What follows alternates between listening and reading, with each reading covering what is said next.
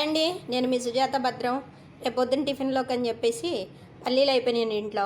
అందుకనే ఉన్నట్టుతోనే చేద్దామని స్టార్ట్ చేశానండి. పచ్చిమిరపకాయలు ఒక 6, చింతపండు, టమాటాలకు 2, ఉల్లిపాయ 1, ఎల్లిపాయలు ఒక 2, ఎల్లిపాయలు 2 3 వేసానండి. బీరకాయ పైన తొక్కండి. ఇది బీరకాయ కూర చేశాను మార్నింగ్, అది షూట్ చేయలేదండి. ఇది బీరకాయ తొక్కు.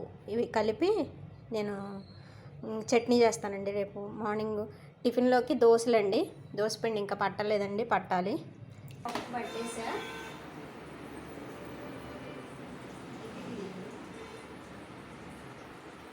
చట్నీ పట్టాలి. చట్నీ ముక్కలు ఏగుతున్నాయి, మగ్గుతున్నాయండి.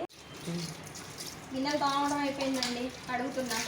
గిన్నెలు అయిపోతే చట్నీ తాలింపు పెట్టి చట్నీ దింపి వేడిగా ఉండదు, దాన్ని తీసేసి తాలింపు వేసేస్తే పని అయిపోతుంది.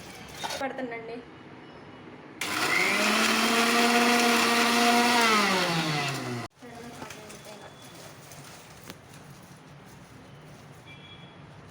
ఆయిల్ వేసానండి, పచ్చడి తాలింపు వేస్తున్నా.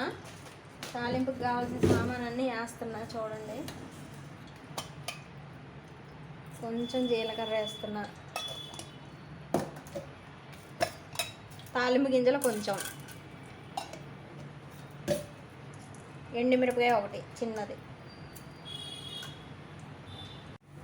కరివేపాకు కొంచెం. చట్నీ ఎంతో లేదండి, కొంచెమే ఉంది, అందుకే కొంచెమే వేస్తున్నా. తాలింపు ఇందులో వేసేసుకుందాం గిన్నెలో.